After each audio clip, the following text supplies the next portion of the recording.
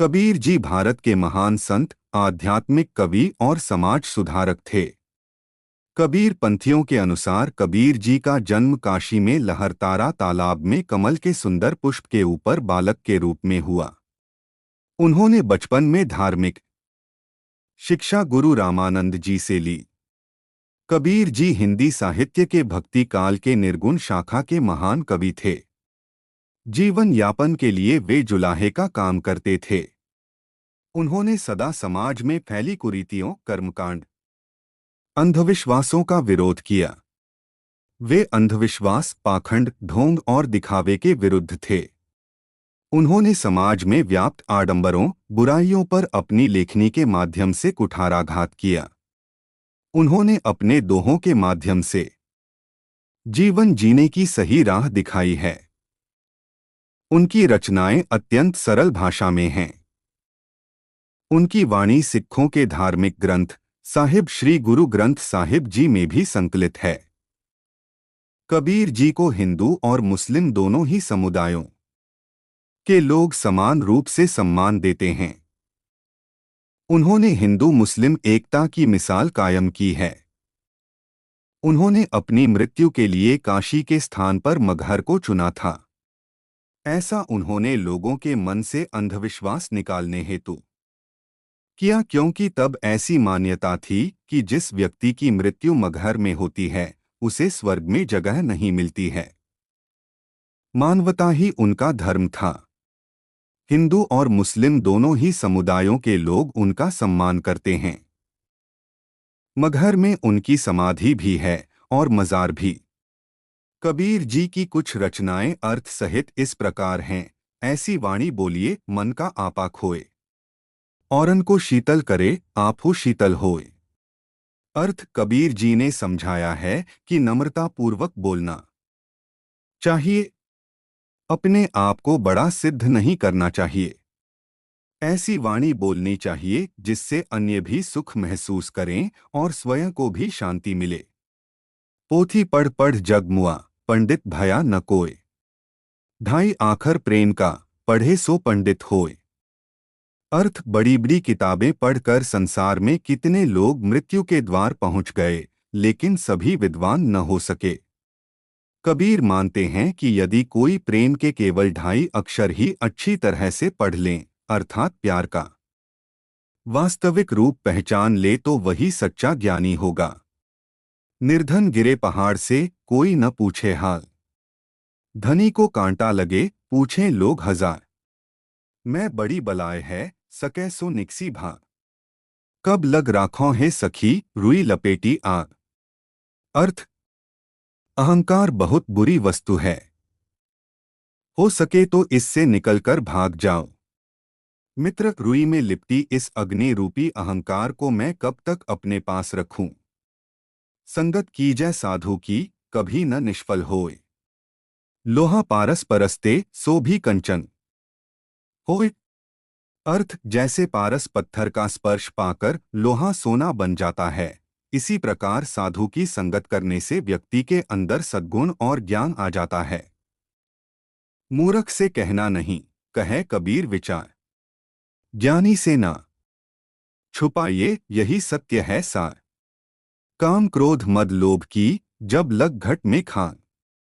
कहें कबीर पंडित मूर्ख, दोनों एक समान। अर्थ वेद शास्त्रों का ज्ञान रखने वाले पंडित का भी अगर काम, क्रोध, लोभ, मोह और अहंकार पर नियंत्रण नहीं है, तो उसमें और अज्ञानी मनुष्य में कोई अंतर नहीं है। ज्ञानी मनुष्य वही है जिसका अपने मन और इंद्रियों पर पूर्ण नियंत्रण है। कबीर संगत साधु की, नित प्रति कीजै जाए। दुर्मति दूर, बहावासी देसी सुमति बताए। अर्थ साधु या ज्ञानी की संगति में रहना चाहिए, क्योंकि इनकी संगत में रहने से सही गलत और सत्य का ज्ञान होता, कुबुद्धि दूर हो जाती है और सद्बुद्धि आती है। कबीरा बात गरीब की, सच माने ना कोय। धनवान की झूठ में हाँ जी होए। ज्ञानी के हम गुरु हैं, मूर्ख के हम दास। उसने उठाया डंडा, हमने जोड़ लिए हाथ। बुरा जो देखन मैं चला, बुरा ना मिलया कोई। जो मन खोजा आपना मुझसे, बुरा ना कोई।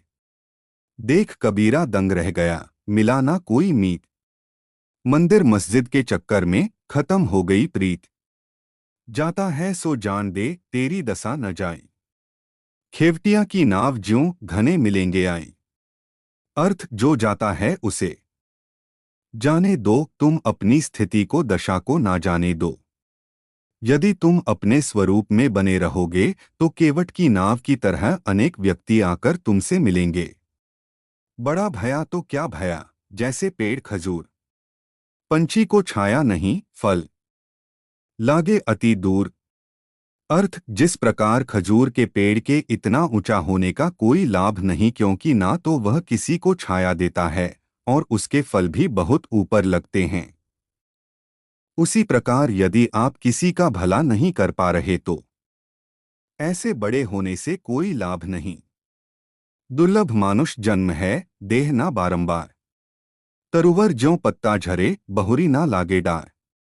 अर्थ कबीर जी कहते हैं कि मनुष्य जन्म बहुत दुर्लभ है। यह शरीर बार बार नहीं मिलता।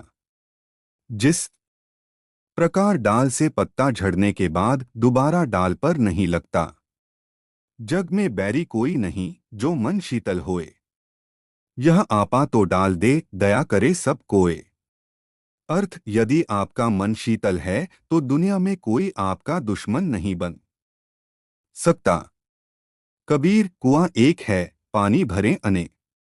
बर्तन में ही भेद है, पानी सब में एक। काम बिगाड़े भक्ति को, क्रोध बिगाड़े ज्ञान। लोभ बिगाड़े त्याग को, मोह बिगाड़े ध्यान।